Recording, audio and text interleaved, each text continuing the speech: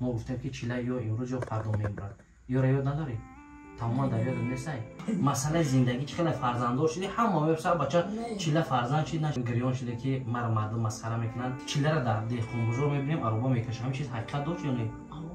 ها این دیدگی نبودن اکد وقتی که سلامتیش خوب نبود زندگیش جدا شدگی مثال وقتی خود کسونو برو که دربار کردی خود دیدی که آبی دیده مادر چخیل بود در قشلاق ممکن در دیوار هم گفتن که یک چیله مثال صاحب زندگی نمیشه مثال شرایط مهیا نبود که چیله مثال اویله برپا کنه یعنی مبلغی برای توی کردن و برای همه چیز کردن کفایه نبوده که من در زندگی نه پدر نه مادر نه نزدیکان نه برادر یگون کس در زندگی امید نداشت که چیله در یک مدت کوتاه صاحب یک زندگی میشه مثال یک توی خوب زیبا میکنه یعنی یک توی فکر میکنم که توی بود که یک توی بهترین تا حال فراموش نشونده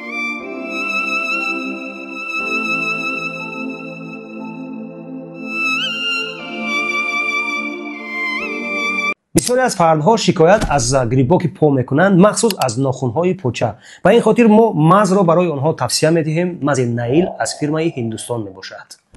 و بعضی از فردها شکایت از گریباک دست میکنند و آن نفرها توصیه میدهیم بسمه و این چنین قرار دارد در مغازه زیارت شد و برای مادرهایی که بعد از تولید در رویهایشان هر گونه داغ ها میبراید مز هست برای نیست کردن داغ ها و سفید کردن پوست و این چنین برای بیماری پوست یعنی پیسی ما بلزم امودیم را برای شما توصیه میدهیم که به نهایت بلزم خوب است و اینچنین در آخر باشد مزی روماتیسم برای استرخ اندراز برای خون و گرفتگی برای بغم درد و پادرد بهترین بلزم شفا از جانب الله است ان شاء الله که این بلزم شفا میبخشد مغازه زیارت شد در خدمت شماست ای بندگان خدا السلام علیکم و رحمت الله السلام علیکم دوستان و هواداران سامانه رحیم پروداکشن دوستان عزیز امیدوار هستم تنسیت خانواده هستین خداوند نگهبان هر یک ما شما امروز مهمان شده چیله جان برادر عزیز ما اکا عزیز ما ای خد کنگر خیسه که جامده شهر دوشنبه بسیار نفرات طول چندین وقتا میپرسیدن که هر کجایی میرفتم میگفتن که ای بخدای بهترین همین توی اون بچه کو میگفتم چیله ها میگو بچه کنگرتی به نهایت زور گذشته گه امروز مهمان برنامه ما خد چیله کنگرتی در شهر دوشنبه اکا چخلی السلام علیکم اکا چیله جان چخلی شکر خدا سلامتی و خوبان نسترینیو پدر و مادر چخل بود شکر خدا مسئولیتی مردم کنگرت خوبه اینجا هم مگر هم خیلی الله نگهبان باشه خوش اومدی با وطنای ما هزار رحمت چخل بوده میشه سوزه الله نگهبان باشه برادر امروز میخوام که یک صحبت آزاد همراه خودت با کلی پاکستان عزیز یک سلام علیک میکنی ان شاء الله بعد صحبت شروع کنیم سلام علیکم مخلصای خدمت اکا رحیم تا کجای باشین همتون سلام میخوام برسونم همه وقت سلامت باشین سربلند باشه در کجای باشه خداوند نگهبان باشه هزار رحمت کلان برادر عزیز ما چیله جان ان شاء الله که شروع میکنیم با سوال جواب با سوالی که انا ما مخلصان عزیز سوال قین نباشه نه سوال داشتم اکا چیله جان باز موضوع میگردیم سر زندگی خودت الحمدلله زندگی خوبه امروز با چی سبب شهر اومدی چی تماشا مسئله زندگی چقدر فرزنددار شدی همه میپرسن بچه چیله فرزند چی نشید نه تا حالا نشده یگان لیچینه و یگان چی کردیسین یا همین سبب اومدن تون برای همون یعنی شهر اومدن شما برای دختر دایشان دادن همراه ینگه اومدی یا خود تخر خطی اویلت اومدی خوش به حالت در زندگی رو خیلی جنگ کنگ دادم میکنه نه توی چی خیلی گذشته با چیله تا حاضر مردم در قدر رو بینن میشناسن حرمت ایزد هست در زندگی روز اولینی که ما همراه شما در بالای که یاد داری که چیله جان همون روز بالای که رفتگی بودیم علو در دادیم همجا صحبت کردیم گریان شده که مرا مردم مسخره میکنن امروز الحمدلله از همه در آرزویی که در زندگی داشتی ای اویلدار شدن دادن یعنی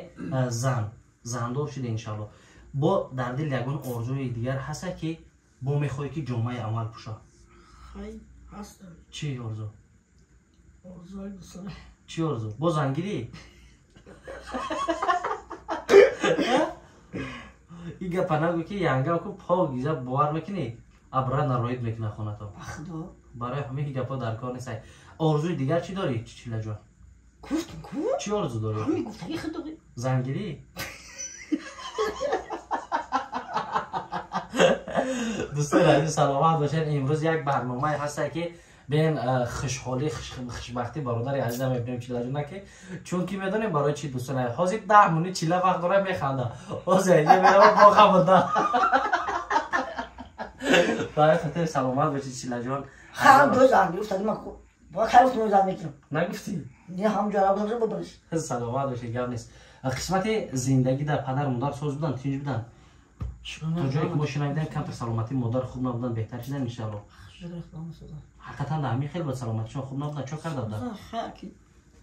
کم کم پیش کم کم همین خیلی حاضر در زندگی چه خیلی یک اونجا کار فعالیت کرده سی نه بیکار پیش چی کار میکردی پیش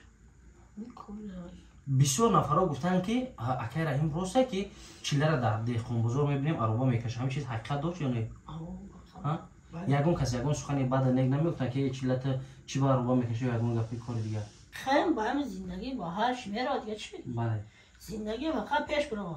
میگن در بزرگم گریت نکردن یگون کس پول مول میدادن یا میاد اخوان میگفتم دیگه از یوکی را میدادن یکی شد ها روزش چند سال کار میکردی که چیلا خیلی پریمیر نه گفتم میتونی سخیری عروبا کشو را خوش نکو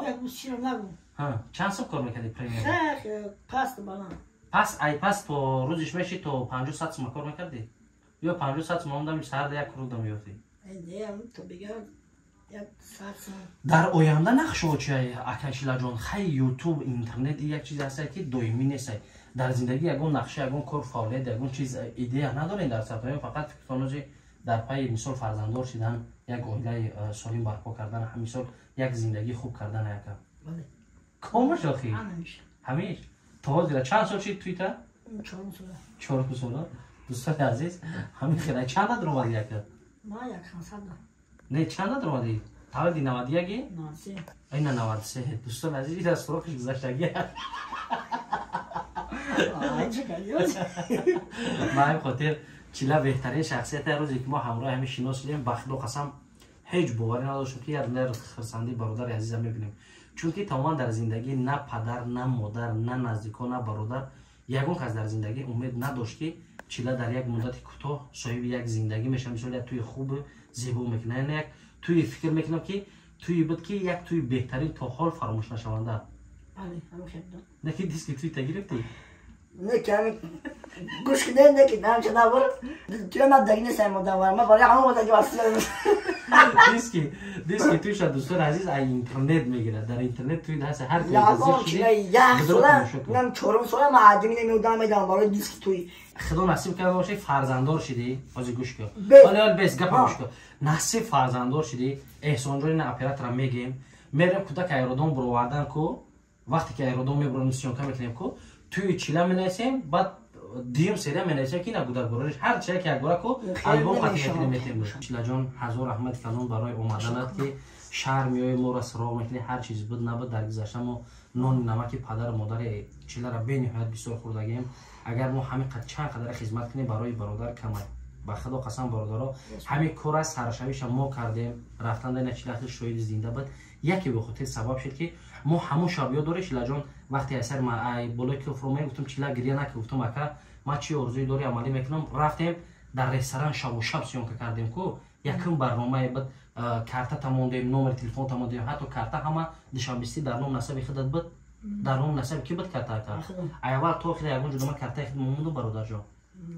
نه همه چیز حقیقتا در خود بود حتی مردم محلاتون چخیل دستگیری کردن در توی تا آرد و روغن و بفرین تا دیگر همسایه‌ها در تشکیل کرده بودن بعدی توی دادن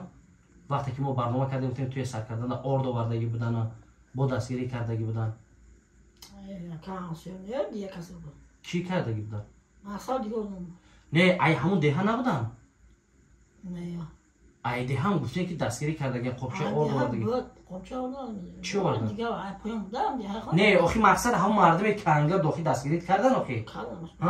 حتی در توی تام در همه حالا در برد بوده که ما توبوس کشی و دیگر مثلا نوار کردیم با مردم نشون دادیم هر میلیون مردم غریب میگفت که اکا دوون شپرتو چی گپ شده که مادر باور که ای فرزند کلانی و چش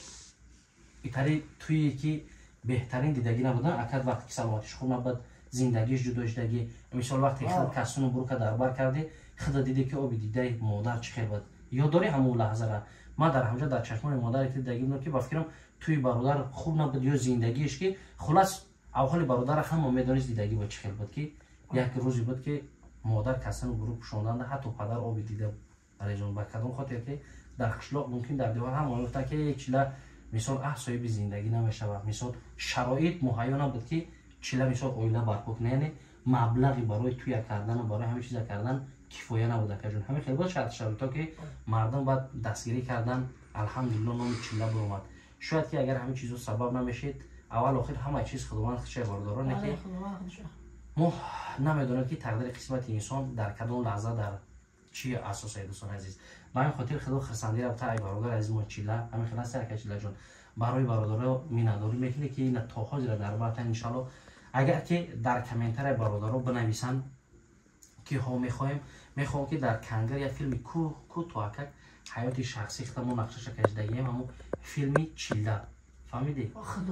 نصیب انشاءالله نقشش خیلی باز یک روز شدیم یک دو برادر خطی با همون سرگذشت زندگیتون گپ زدن ای خوردی میخوایم که همین چیزا ثبت کنیم یک نیم ساعت میشود اگر که نه برادرها در کامنتر بنویسن ها میخوایم همین چیزا ثبت کنیم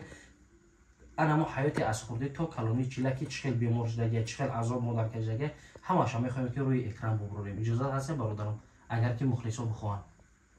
کالری شخصت باز میکنیم خوردیش یگون کسی دیگه را میمونه در آن دهه ختون کنگر تا همراه خرد در کودکی یک بار خداوند جون تا دوباره برگردوندگی بود یا دوری که مادر نقل میکرد که ما گفتیم که چیله یا امروز یا فردا میبرد یا یاد نداری تمام در یاد نیست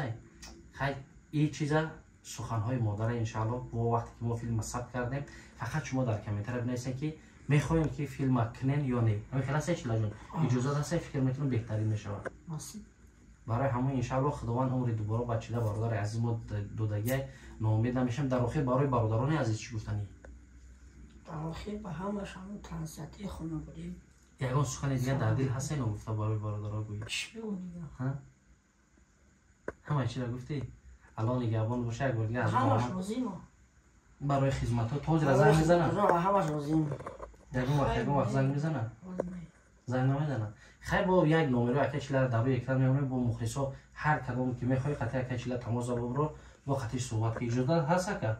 با هم خاطر الله نگهبانتون هر کسی که پخش مستقیم داره چیکار کنن یا لایک کامنتر یا لایک